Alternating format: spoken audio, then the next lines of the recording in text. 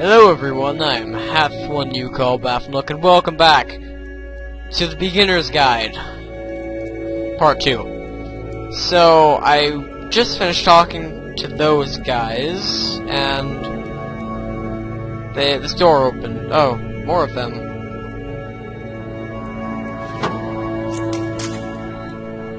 Oh, again. Okay.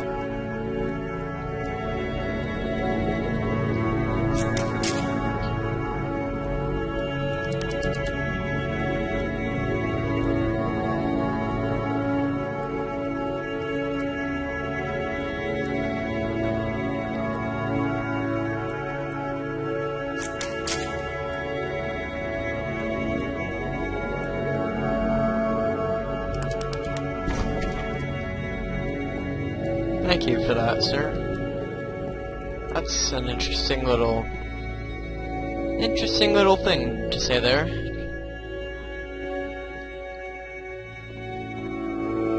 And so we make one last descent down to the final floor of the level. Okay. Lights. No lights.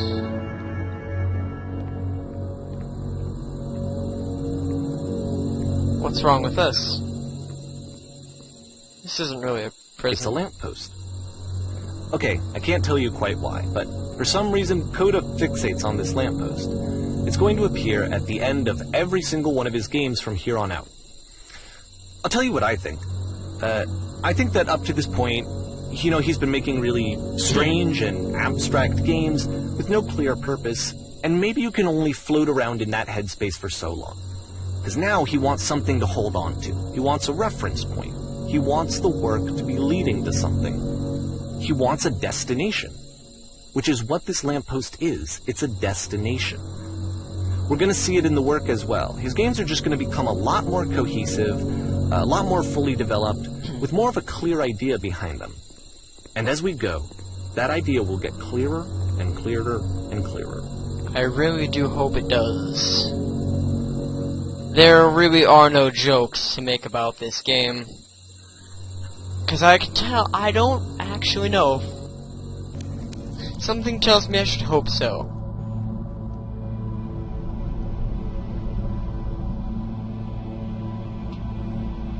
Okay, is that for real, or?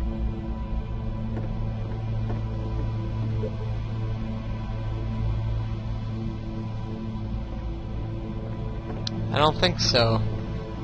So first off, I'm sure you can deduce this, but this game is not connected to the internet. All of the notes that you're going to see have been written by Coda. This was actually the first game of his that I ever played. This was shortly after I met him at a weekend game jam in Sacramento, where I grew up. I saw him working on this very level, and it was just so different from anything that anyone else was doing. So right away I was like, I have to be friends with this person. In retrospect, I think I was probably a bit too pushy, trying to get his attention. I was over-enthusiastic. But he was very gracious about it, and very patient with me. And I cooled off eventually. Feel free to skip over any of these notes if they're not doing anything for you. Nothing extra is going to happen if you read all of them. Either way, to me they convey a sense of loneliness.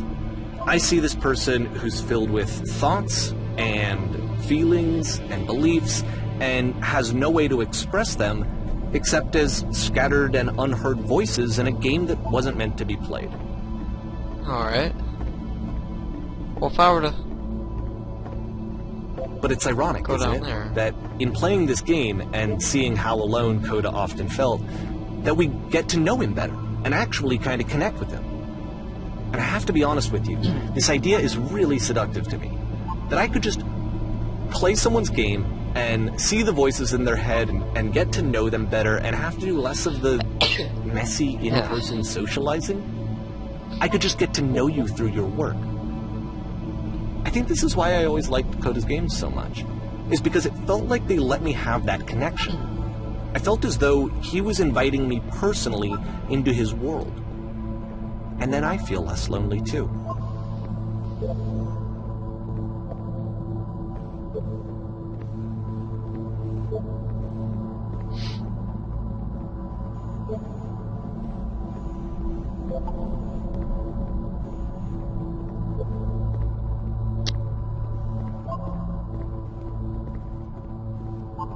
this game.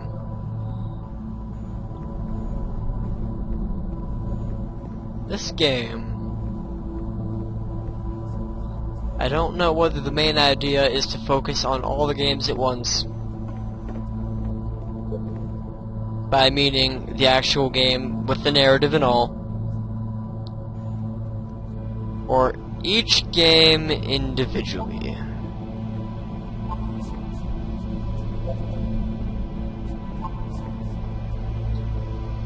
And although I'm loving every minute of this game, I don't know how many people are going to want to watch this, because there's no commentary here. At the end of this level, we're going to see the puzzle again. And here, I'll tell you what I think the puzzle means. I can't jump, okay. Each of these games represents an idea that was on Coda's mind at the time that he was making it. And the puzzle is a way of closing the door on a previous chapter of his life before moving on to the next one. Okay.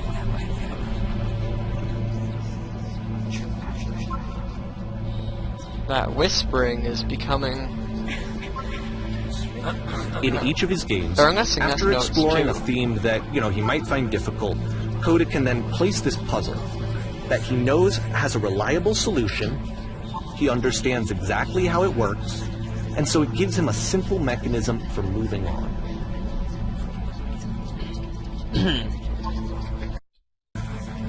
I'm sorry, I got interrupted there from this very strange experience of a game.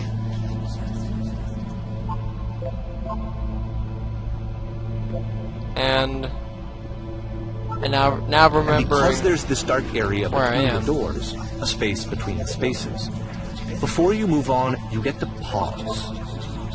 Just for a moment, a few seconds to reflect on and let go of the events that led you here. To step back and connect the pieces together. To grasp at that elusive bigger picture.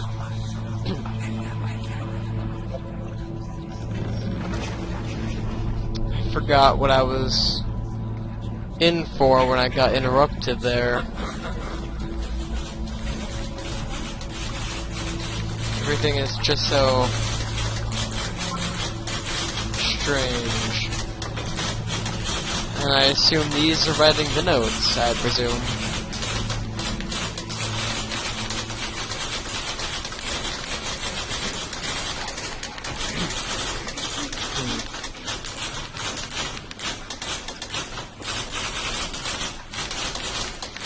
I suppose that's it for this game, isn't it? 2009. Oh. Okay, this one is tough. It's gonna kind of just spin its own wheels for a few minutes. Hang with it. Okay. Go through that? No. Ah, here we go. Everything about all of this is very interesting. That's all I can really put it, because I can't really get how I feel about any of this into words. Such as the narrator has how he feels. Oh? See, this is it. The whole game. And there's nothing that's particularly interesting about it. You just walk to the end of a hallway. Except, for some reason, Coda gets really fixated on this prison that has all of this modern furniture. And I don't know why, but he decides he needs to revisit this prison. He's going to start over, use the same assets, turn it into something else. Okay, cool. Okay. Here's version 2.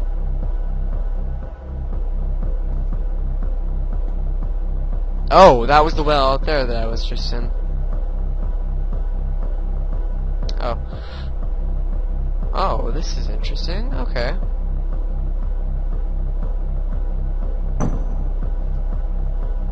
That was not what I asked for.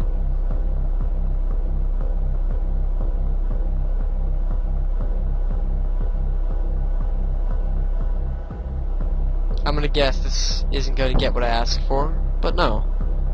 It's not.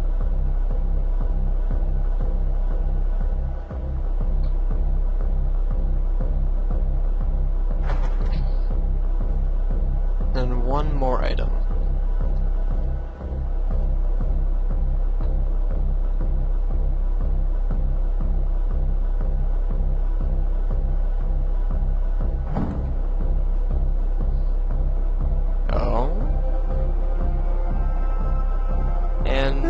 There's a bit more to this one, but still, it's not really communicating anything. It's kind of just weird for weirdness' sake. I feel like I disagree with that.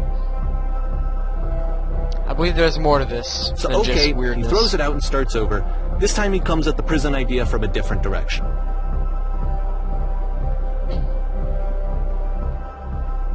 Okay.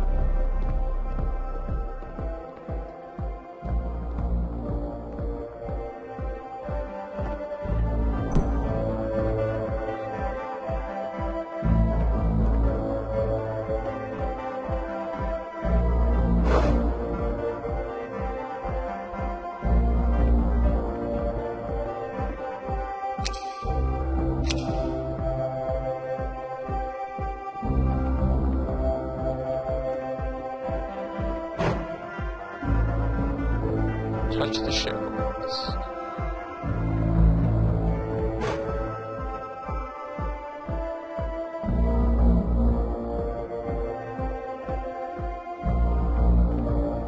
Okay.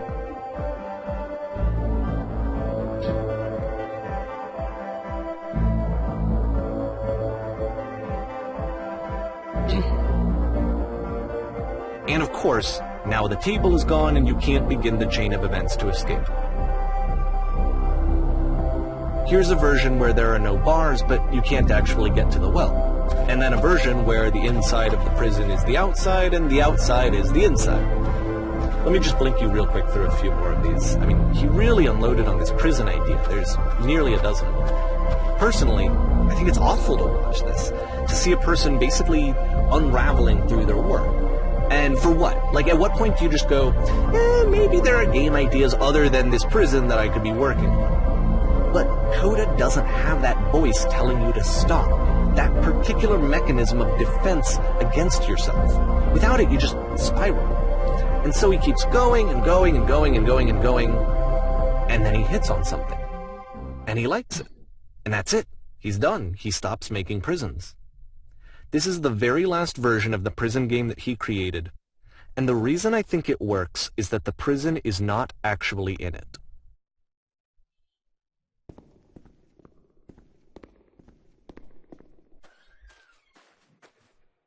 Let me mute my microphone for a minute.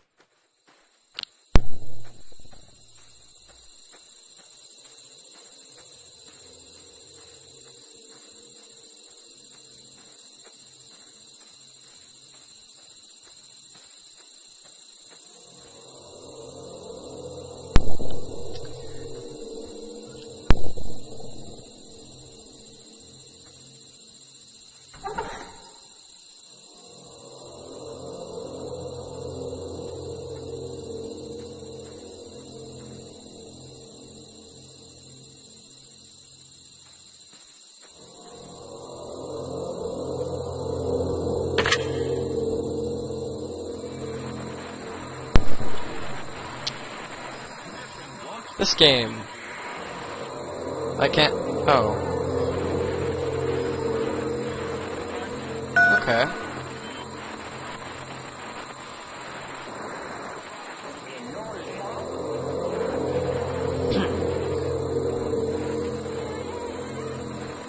It's a conversation.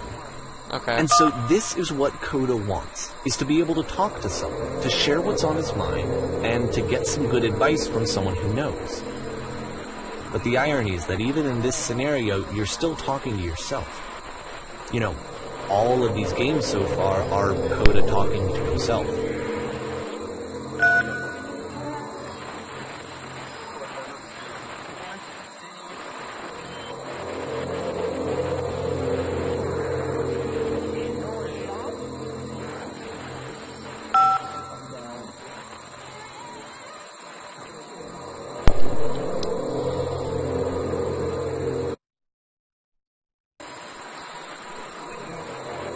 I'm not sure I could tell you whether I ever stopped recording or not.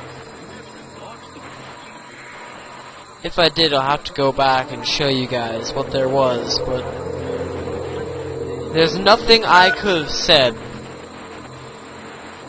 that really would have changed this experience anymore.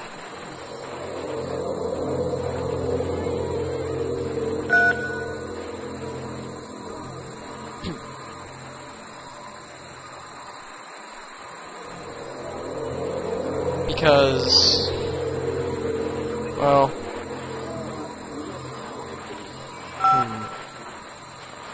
I can't seem to get my words, really.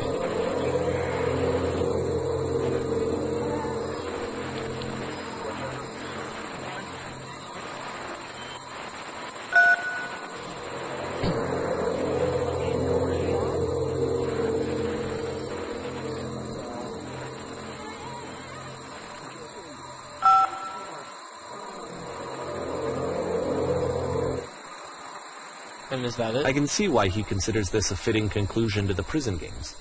After all of the obsession and frustration, just to be told by someone you can trust that things are going to be okay.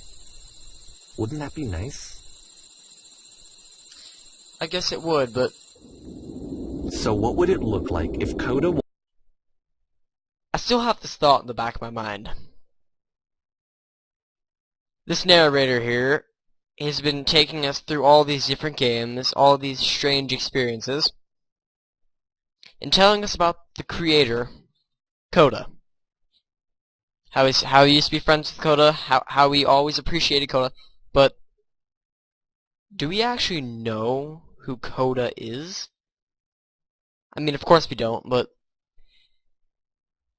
is Coda even a real person? I guess I might find out by the end of the game, or it could remain a mystery. I suppose the narrator has nothing to lie about, but somehow I have this feeling in the back of my mind that Coda is not a real person. Wanted to make a game about talking to someone other than himself. I saw screenshots of this. So...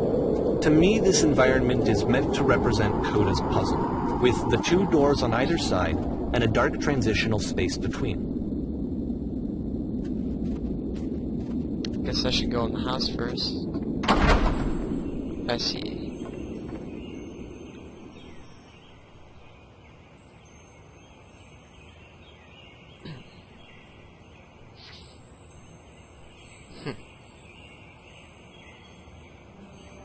You'll notice that the quality of the art is a step up from previous games, including this new and improved chat system, which he started using from this point on. From here on out, he begins putting much more effort into the visual polish of his work, and this particular game took 2 months to create as a result.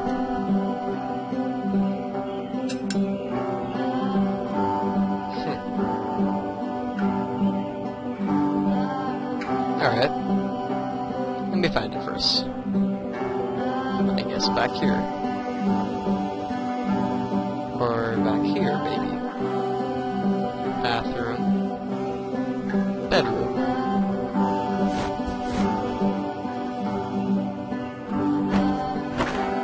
There you are.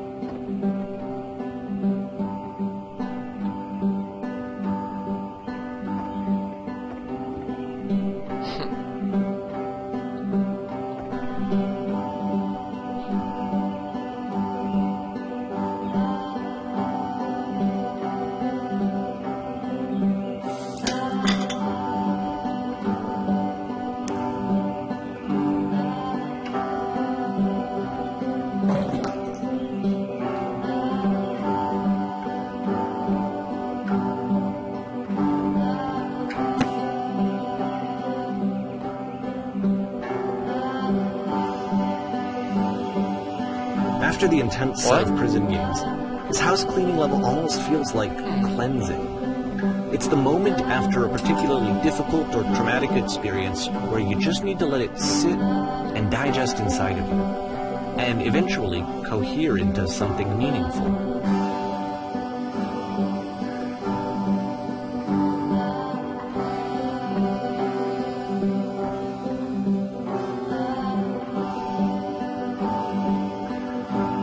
I know that Coda really liked this game. Of all of his work, actually, this was the only one that he called me up to ask me to come over and look at it. This was during a period of a few months where he was, like, grossly happy all the time. He just walked around with a constant smile on his face.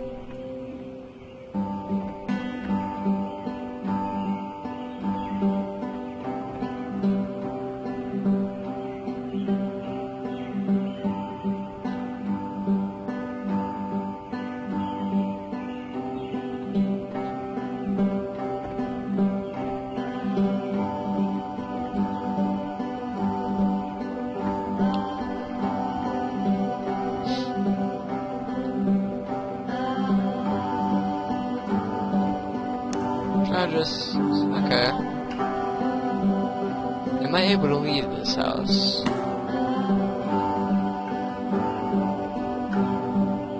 I'm glad he made this. I'm glad he found some peace.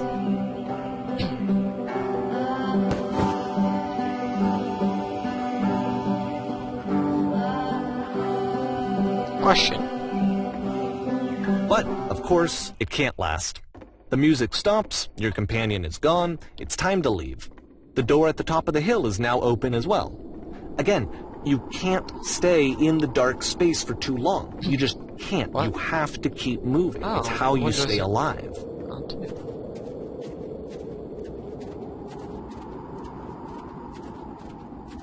I suppose that's true. And I suppose I should go through this door. Which is the whole point of the puzzle doors, right? That sooner or later you have to pick up and move. Before I continue, I'm going to end the episode here. If you liked the video, drop a like below. Subscribe if you very so well fitted to. And I'll see you next time.